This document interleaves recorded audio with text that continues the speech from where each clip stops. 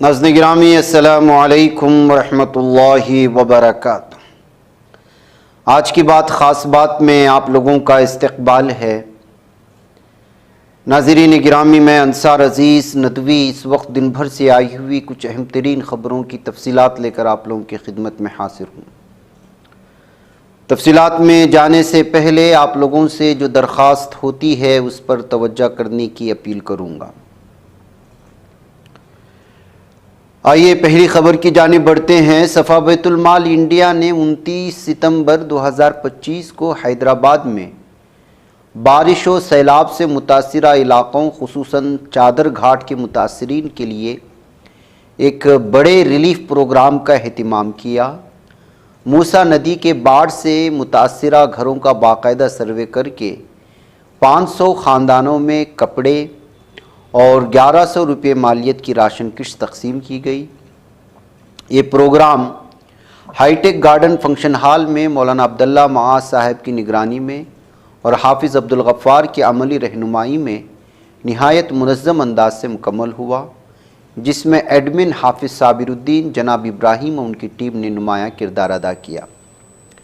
صدر صفا بیت المال مولانا غیاث احمد رشادی نے اس موقع پر کہا کہ مصیبت زدہ افراد کی فوری امداد انسانی و مذہبی فریضہ ہے۔ قرآن و سنت میں بھی اس پر زور دیا گیا ہے۔ ادارہ گزشتہ 19 برسوں سے سیلاب، طوفان، زلزلہ اور فسادات کے موقع پر خدمت خلق کے مشن کو جاری رکھے ہوئے ہے اور اہل خیر اور اہل حیدرآباد کے تعاون سے یہ سلسلہ مستقبل میں بھی جاری رہے گا۔ تعلقہ چتاپور میں صفا بیت المال ٹرسٹ کی شاخ کے زیر اہتمام ایک اہم پروگرام منعقد ہوا، جس میں رفاہی و تعلیمی سرگرمیوں کا جائزہ لیا گیا اور ٹیلرنگ سینٹر سے فارغ ہونے والی خواتین کو اسنادات سے نوازا گیا۔ اس موقع پر 200 سے زائد خواتین شریک ہوئیں، جنہوں نے اپنی تعلیمی کارکردگی پیش کی۔ پروگرام سے مولانا نذیر احمد رشادی صاحب، صدر ممبر و محراب فاؤنڈیشن کرناٹک نے نہایت پر اثر خطاب فرمایا۔ مولانا نے خواتین کو شرعی لباس کو اپنانے، غیر شرعی فیشن سے بچنے، معاشی استحکام کے لیے حلال روزگار اختیار کرنے اور سودی نظام سے اجتناب کرنے کی تلقین کی۔ ساتھ ہی خواتین کو مراکز نسواں اور مکاتب سے جڑنے، دینی و تعلیمی وابستگی بڑھانے اور ملی و سماجی خدمات میں حصہ لینے پر زور دیا۔ انہوں نے اس بات پر بھی روشنی ڈالی کہ مسلمان خواتین کو اپنی زندگی صحابیات رضی اللہ عنہم کے نمونے پر ڈھالنے کی کوشش کرنی چاہیے۔ پروگرام میں صدر صفا بیت المال شاخ چتاپور حضرت مولانا مشتاق احمد قاسمی صاحب نے فوری طور پر ایک نئے مرکز نسواں اور کمپیوٹر سینٹر کے قیام کا اعلان کیا، تاکہ خواتین کو مزید تعلیمی و فنی مواقع فراہم ہوں اور وہ ہنر و علم کے میدان میں آگے بڑھ سکیں۔ ناظرین گرامی، کرناٹک کے وزیر اعلیٰ سدھارمیہ نے جمعہ کو کہا ہے کہ جی ایس ٹی کو آسان بنانے سے ریاست کو 15,000 کروڑ روپے کا تخمینہ نقصان اٹھانا پڑے گا اور مرکزی حکومت سے اس رقم کی وصولی کے لیے قانونی کارروائی کا سہارا لے گی۔ اپنی رہائش گاہ پر میڈیا سے خطاب کرتے ہوئے وزیر اعلیٰ سدھارمیہ نے مرکزی حکومت کے اقدام پر تنقید کرتے ہوئے کہا کہ ایسا لگتا ہے یہ آئندہ بہار انتخابات سے متاثر ہے۔ انہوں نے کہا کہ ہم فنڈز کی وصولی کے لیے قانونی کارروائی کا سہارا لیں گے۔ مزید یہ بھی کہا کہ 2017 میں طے کی گئی جی ایس ٹی کی شرح گزشتہ 8 سالوں میں حد سے زیادہ تھی۔ انہوں نے سوال کیا کہ اب حکومت عوام سے وصول کیے گئے اضافی جی ایس ٹی کو واپس کرے گی۔ جی ایس ٹی کی شرحوں کو ابھی کم کرنا اور انتخابی کٹوتیوں کے لیے خود کو مبارکباد دینا مناسب نہیں ہے۔ مدراس ہائی کورٹ نے ریاستی اور قومی شاہراہوں پر تمام سیاسی ریلیوں، روڈ شوز اور دیگر عوامی تقریبات پر پابندی لگا دی ہے۔ کرور میں گزشتہ ہفتے ہونے والی بھگدڑ کے تناظر میں فیصلہ لیا گیا، جس میں 40 سے زیادہ افراد ہلاک ہو گئے۔ اس طرح کے واقعات کے لیے معیاری آپریٹنگ طریقہ کار وضع کیے جانے تک یہ پابندی نافذ رہے گی۔ مفاد عامہ کی متعدد عرضیوں کی سماعت کے دوران عدالت نے حکم دیا، جس میں معروف اداکار سے سیاستدان بنے وجے، ان کی پارٹی تملگا ونکزگم کی ریلی کے دوران بھگدڑ جیسے واقعات کو روکنے کے لیے ایس او پی بنانے کی ہدایت مانگی گئی تھی۔ اتر پردیش کے فرخ آباد ضلع میں ہفتے کے روز ایک اندوہناک حادثہ پیش آیا، جس میں کم از کم 2 لوگوں کی موت ہوئی۔ میڈیا ذرائع کے مطابق فرق آباد میں ایک کوچنگ سینٹر کے اندر زوردار دھماکہ ہوا جس میں 2 طلباء کی جائے وقوع پر ہی موت ہوئی جبکہ 5 کی حالت سنگین بنی ہوئی ہے۔ زخمیوں کی تعداد مجموعی طور پر 10 بتائی جا رہی ہے۔ اس دھماکے کی وجہ کا اب تک پتہ نہیں چل پایا ہے۔ آئندہ بہار اسمبلی انتخابات کو شفاف اور غیر جانبدارانہ بنانے کے لیے الیکشن کمیشن نے اپنی تیاریاں تیز کر دی ہیں، یہ ان کا اپنا دعویٰ ہے۔ ہفتے کے روز چیف الیکشن کمشنر گیانیش کمار کی سربراہی میں بہار کی 12 تسلیم شدہ سیاسی جماعتوں کے ساتھ ایک اہم میٹنگ منعقد ہوئی جس میں انتخابی عمل، ووٹروں کی سہولت اور شفافیت پر تفصیلی تبادلہ خیال کیا گیا۔ اس میٹنگ میں الیکشن کمشنر سکھبیر سنگھ سندھو اور وویک جوشی کے ساتھ ساتھ بہار کی chief electoral officer Vinod Ganjial اور کمیشن کے دیگر سینئر افسران بھی موجود تھے۔ قومی راجدھانی سے ملحق اتر پردیش کے غازی آباد میں ایک افسوسناک واقعہ پیش آیا۔ ہفتے کی صبح کو سیر پر نکلنے والی 3 خواتین کو ایک کار نے کچل دیا۔ حادثے میں تینوں کی موت ہوئی۔ پولیس نے متوفیوں کی لاشوں کو پوسٹ مارٹم کے لیے بھیج دیا۔ حادثے میں ایک شخص شدید طور پر زخمی ہوا جس کو علاج کے لیے ہاسپٹل میں بھرتی کرایا۔ پولیس ڈرائیور کی تلاش کر رہی ہے جو حادثے کے بعد سے فرار ہے۔ کانگریس پارٹی کے جنرل سیکریٹری جے رام رمیش نے بہار میں ووٹر لسٹ کی خصوصی گہری نظر ثانی کے مسئلے پر الیکشن کمیشن کو ہدف تنقید بنایا۔ انہوں نے کہا کہ الیکشن کمیشن نے SIR کا پورا کھیل ہی بی جے پی کے اشارے پر کھیلا ہے۔ SIR کے آخری مرحلے میں الیکشن کمیشن کی اصلاحات کے دعوے بھی غلط ثابت ہو رہے ہیں۔ جے رام رمیش نے social media platform X پر ایک پوسٹ کی جس میں انہوں نے روزنامہ دینک بھاسکر کا ایک صفحہ بھی شیئر کیا۔ کھانسی کی دوا، کولڈ ڈرنک سے معصوم بچوں کی اموات نے ملک بھر میں تشویش کی لہر دوڑا دی ہے۔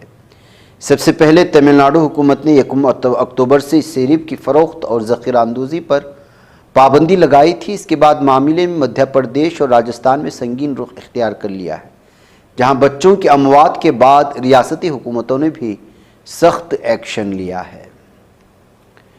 آسام کی 16 اپوزیشن جماعتوں نے گوہاٹی میں مشترکہ اجلاس کے دوران معروف گلوکار اور ثقافتی شخصیت زوبین گرگ کی موت کی عدالتی تحقیقات کا مطالبہ کر دیا۔ اجلاس رائجور پارٹی کے رکن اسمبلی اکھیل گوگوئی کی قیادت میں منعقد ہوا تھا۔ بھاگ دوڑ بھری زندگی میں کم وقت میں زیادہ کام کرنے اور ضروریات زندگی پوری کرنے کے لیے آن لائن سہولیات پر انحصار کرنے والوں کو اب دھوکہ دینا آسان نہیں ہوگا۔ حکومت ای کامرس کمپنیوں کے خلاف سخت کارروائی کرنے کی تیاری کر رہی ہے جو کیش آن ڈیلیوری کے لیے صارفین سے اضافی فیس وصول کرتی ہے۔ حکومت یہ بھی جانچ رہی ہے کہ آیا ای کامرس کمپنیاں صارفین کو پیشگی ادائیگی پر مجبور تو نہیں کر رہی، اور اگر پری پیڈ آرڈر منسوخ ہوں تو رقم کی واپسی میں تاخیر تو نہیں کر رہی ہے۔ سپریم کورٹ کی سخت ہدایات کے باوجود حکومت کتوں کا کوئی مناسب حل نکالنے میں ناکام ہے، جس کی وجہ سے قومی راجدھانی میں آوارہ کتوں کی بہتات نے مقامی شہریوں کے ساتھ ساتھ اب غیر ملکیوں میں بھی دہشت پیدا کر دی ہے۔ تازہ واقعہ نئی دہلی کے جواہر لال نہرو اسٹیڈیم میں پیش آیا، جہاں عالمی پیرا ایتھلیٹکس چیمپئن شپ کے دوران آوارہ کتوں نے حملہ کر دیا، جس میں جاپان اور کینیا کے 2 کوچز اور ایک سیکورٹی گارڈ زخمی ہو گئے۔